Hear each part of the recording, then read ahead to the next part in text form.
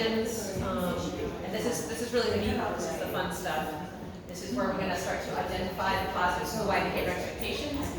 You already have a working framework, you already have some, but we're going to see if people own those, and those are the ones that you want to continue.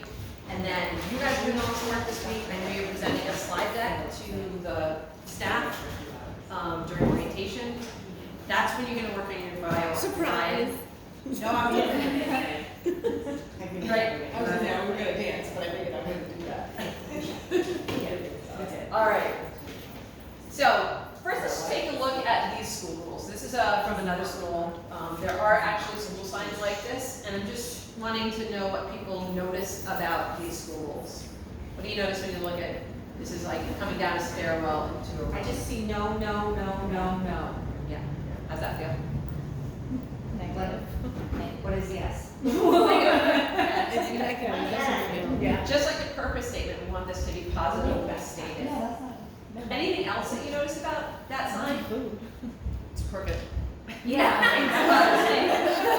That bothers me. Crooked and the straining, like tacky. But there's also no graphics. There's no Phoenix on it, maybe. Were students involved in it? There's no student artwork. It looks like it's just very sterile. So I'm going to show a bunch of examples, I believe. Okay, here's another. So this is more positively stated. Doesn't give a lot, still doesn't have all those other features, maybe that student voice. So we're going to go through some of the guidelines. So for expectations, and the ones that you have will pop in later on, but they're going to be linked to the school, the social culture of the school.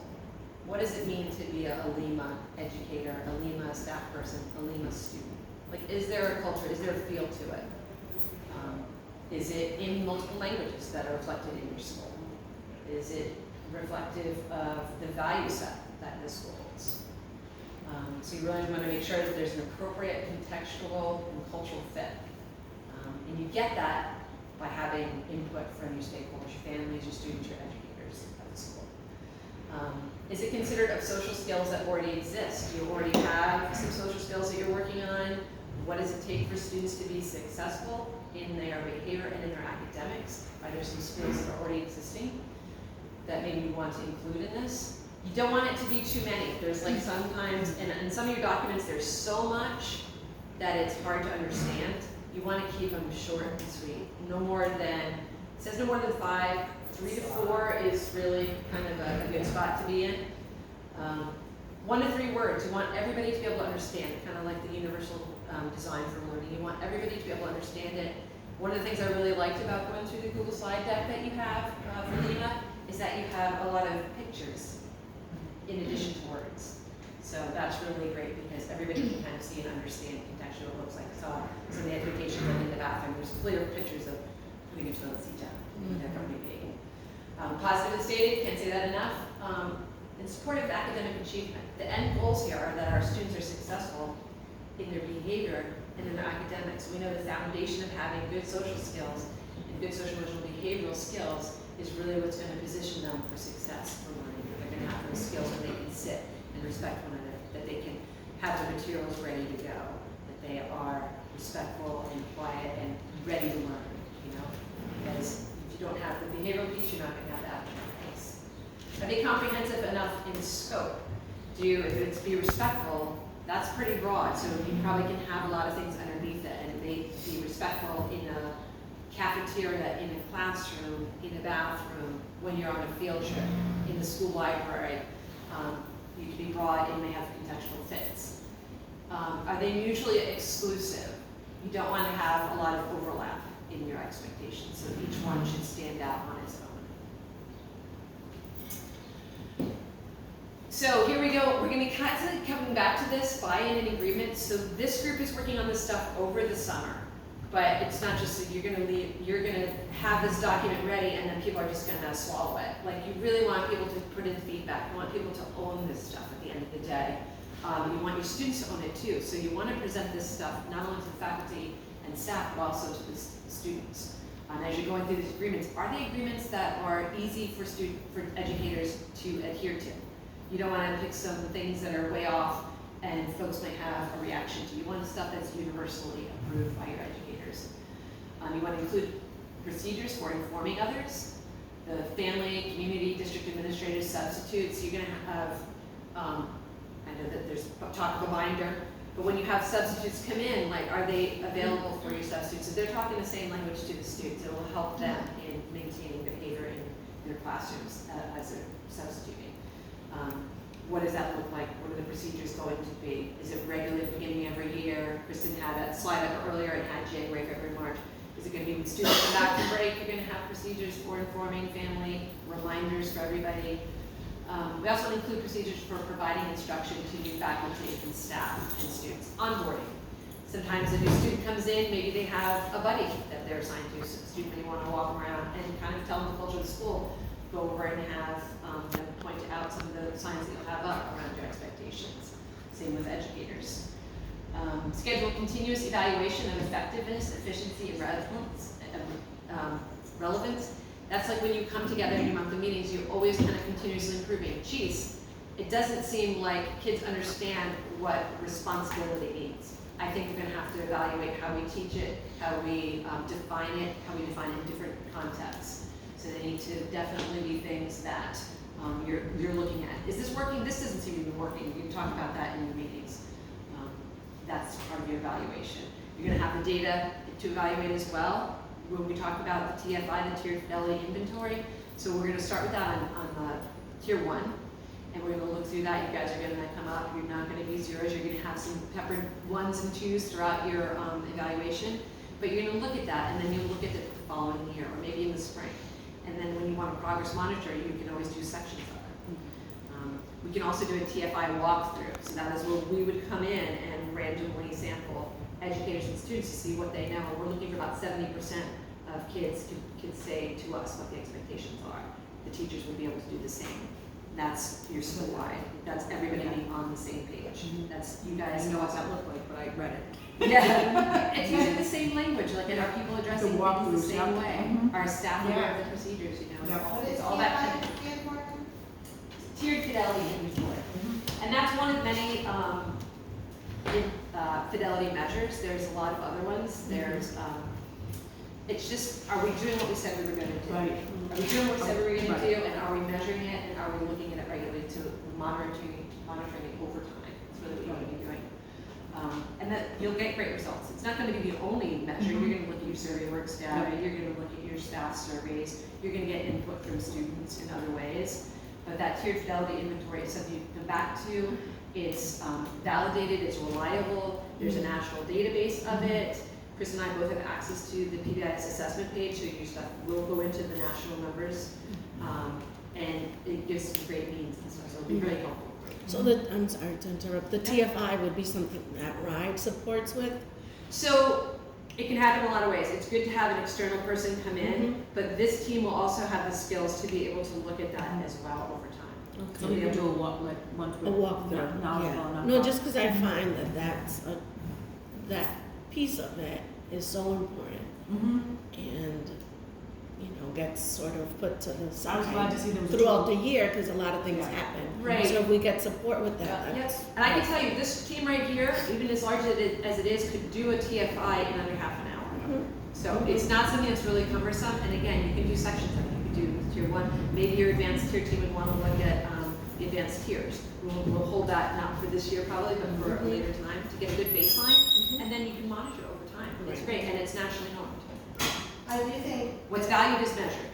Yes, So it yes, really that's good. I think we should commit to a TFI with state representation. And the reason being is if we're going to invest in time and everyone's effort in partnership with RIDE, then we should measure how the partnership is doing. Or what we have to tweak in order to enhance it, make it better, make it stronger. So, yeah, I mean, that's what I'm saying. It's a commitment that we have to make. Right. Doesn't mean that we as a team can progress monitor and say, hey, let's just check in, how are teachers doing? What more do they need support? Not of an evaluation in the sense of like, you're not doing this, but more of like, where are we at in reality so that we can design professional development or support to be more strategic and to be like individualized Yeah. for school. And what I liked about what that you just said, which I didn't know, is that other colleagues can do it. You know what I mean? It's not just an administrator coming in and doing a walkthrough. Nope. It's It's all a together. team. We can take It's a three team. samples. We can take 3 people on the team, boom, boom, boom. Yeah. Great. I'm glad you're so enthusiastic about it. It's really important. We try and measure fidelity in everything that we do. Mhm. It's really important to see how you're implementing stuff, so you know what you want to prioritize. That what you prioritize will go into the action plan that Kristen was talking about. So you'll be having measurable steps of things that you really need to work on. And as you notice stuff in that, you'll prioritize different elements of The feeling I feel about fidelity is, I think within our district, we've had a lot of words of fidelity, meaning out of compliance, right? And so I really feel like the word is a little trigger-like, so more not fidelity to a program, but more of a commitment in your learning and growth with this work. And so where do we need to support more, where do we tweak? So when we roll it out, it's not like, so we're gonna come around, make sure, you have fidelity, because that has been used in such a negative connotation, but more of like, it's just to take a pulse of where we're at, so we can be more strategic, and be supportive of each other. Absolutely. And are we doing what we said we were gonna do? All right, so we said we were gonna have high quality ELA curriculum. We put it in place. Did we have the PD that we said we were gonna do when we rolled it out? Did we do what we said we were gonna do with our behavioral stuff? So it's great. And you're ahead of the curve because Providence is starting to do TF5s across the board. So it is coming, it's not coming from RIDE, it's coming from your own district leadership, which is a great start. And it changes the matrix too. It changes the action plan. And if it Right. helps have external people come in, it's not meant to be evaluative. It's meant to help you prioritize your next steps for improvement. That's really what it is. I love that you guys are all excited about it. That's fantastic. Let's see. So I think we left off at including school publications. This stuff should be in print. It should be on the walls. It should be everywhere. It should be communicated to families. Everybody wants to be on the same page, talking the same language. It should be aligned with your school goals, and so your purpose statement is going to be aligned to some of those larger school goals around climate and culture, safety.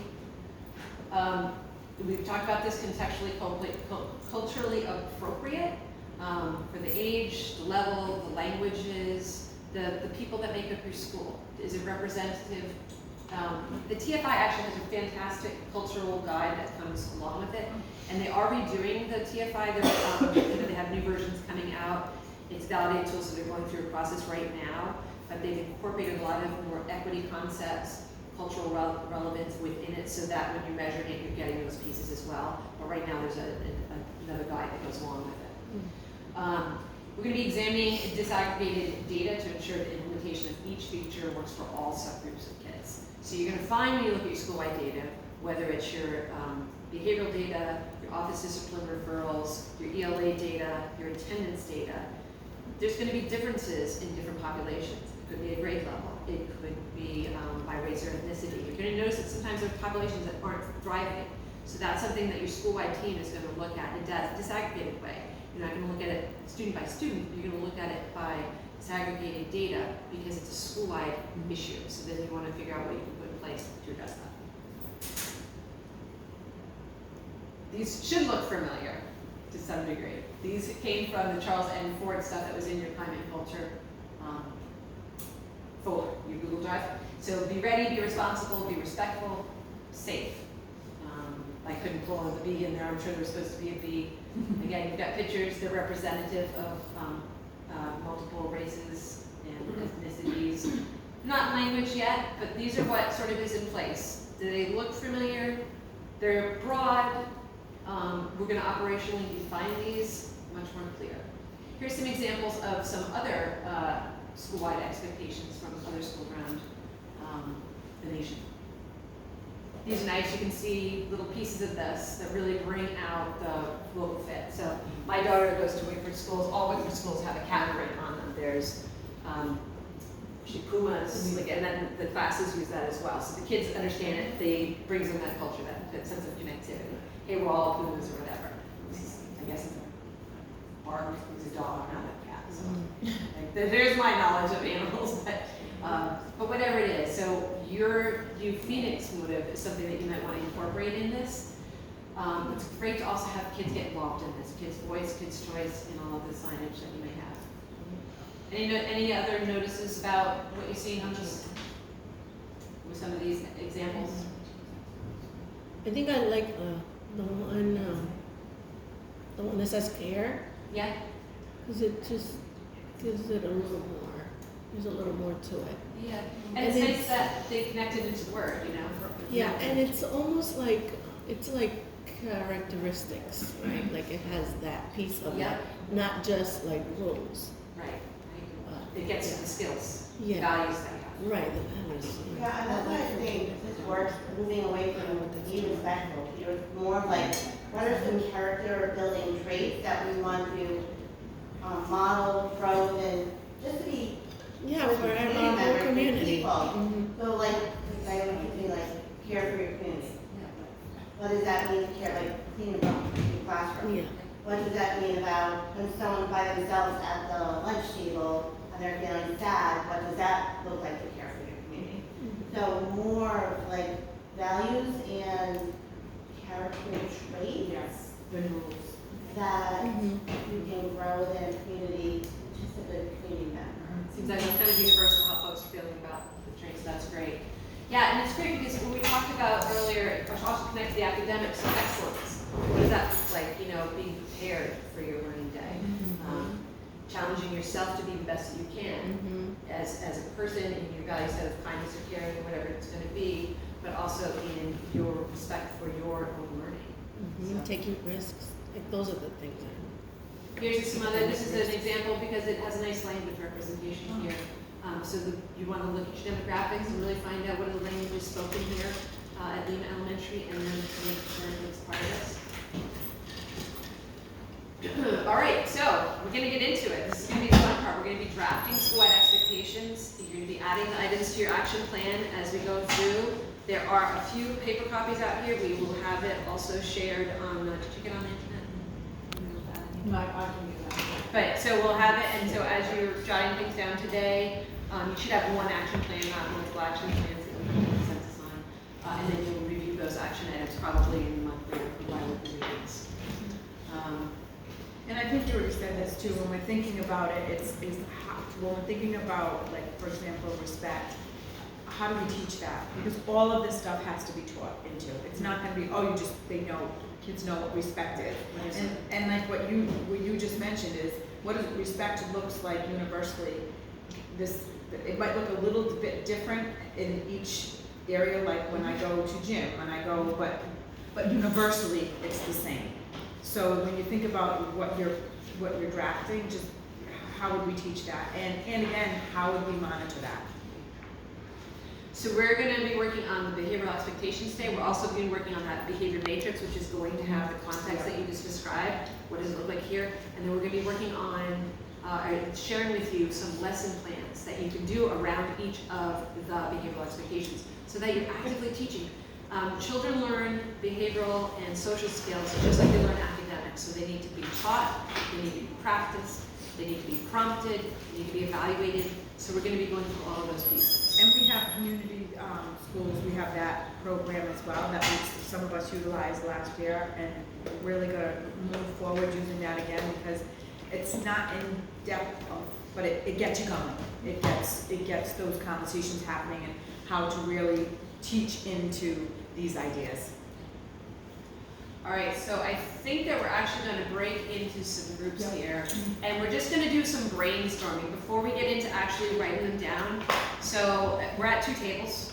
It makes sense maybe just to have a few minutes. I think there's about 5 or 10 minutes of the activity. I don't know, because my computer is shut down. But I will take care of that. But we're going to just brainstorm some ideas about what you want. We've already had a great conversation around them being maybe some character traits involved, some values that you have that you want to do as you're going to operationalize those. So we'll work on that. And I think we'll take about 10 minutes. There's chart paper, and there's paper at the table, so you can kind of just, as groups, take 5 minutes to kind of just brainstorm some of the ideas, and then we're going to give each group a little bit of time to share out, see where you come to consensus, and then really start to build this work. So there's 11 of us, would it make sense